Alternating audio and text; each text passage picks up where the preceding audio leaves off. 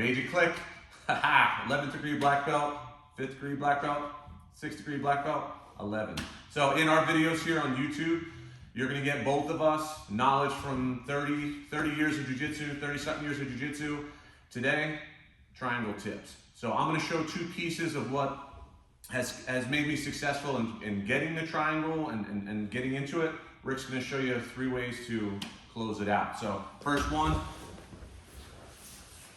here in the triangle with the gi on, I like to hold the sleeves.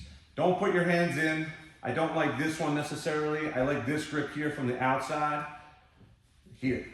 Simple now. I'm gonna change the angle. So Rick's gonna come over here so you can see my hip work.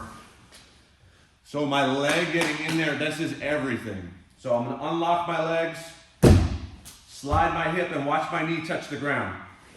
Down, so it's on the floor. If my leg is up, he can pass.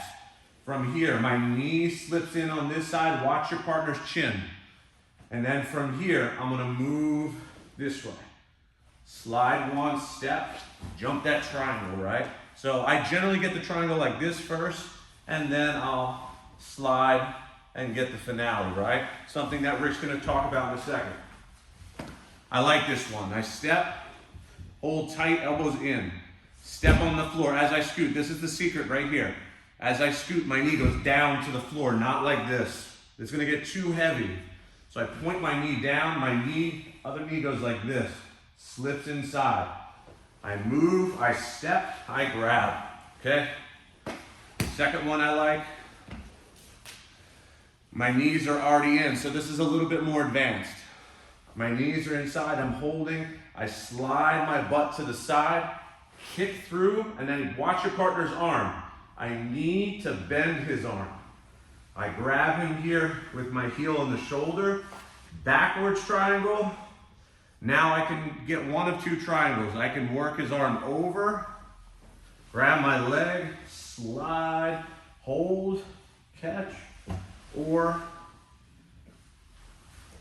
I get my sleeve hold again, knees inside, slide my hip over, kick and knee that elbow. Bend his arm.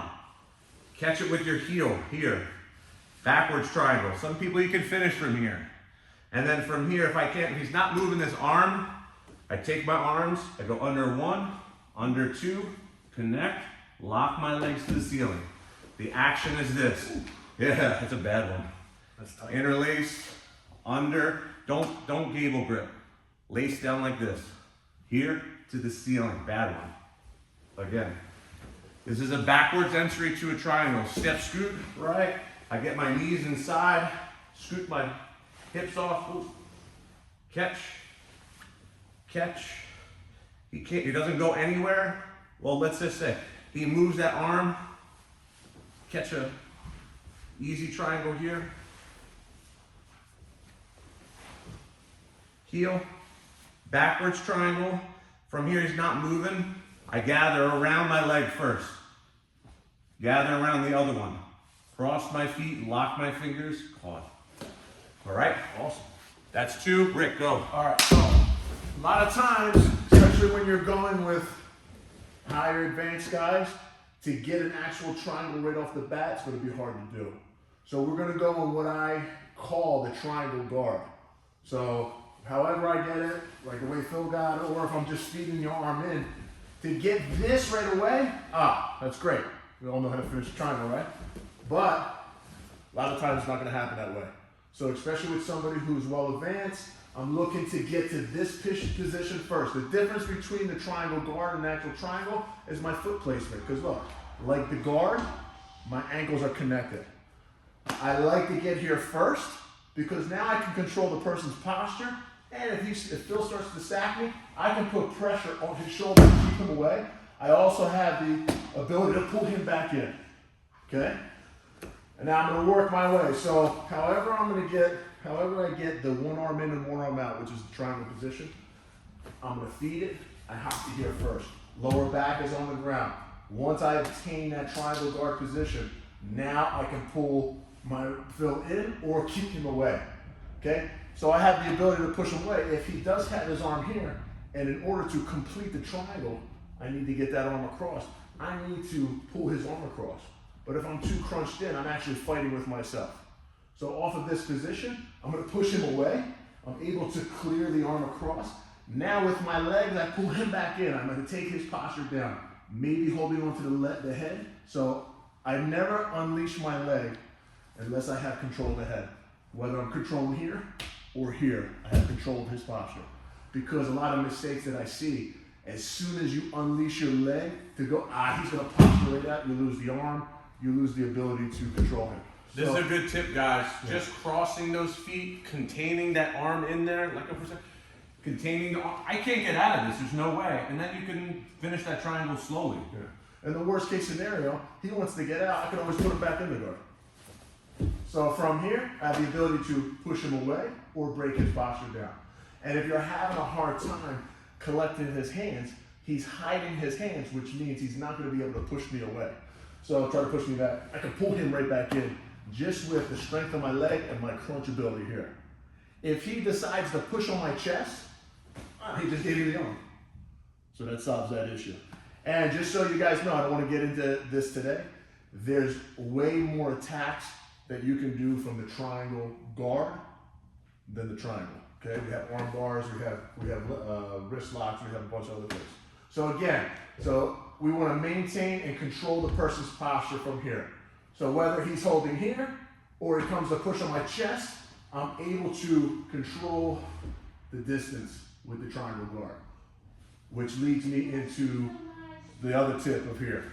So the other problem that I see a lot of my students doing that I have to correct a lot of times is once we get the arm across and the posture down, controlling the head, once you get to the angle that you need to have a successful triangle here, the pressure is sometimes mistaken with, once I get the foot behind my knee, now we've gone to the triangle position as opposed to triangle guard.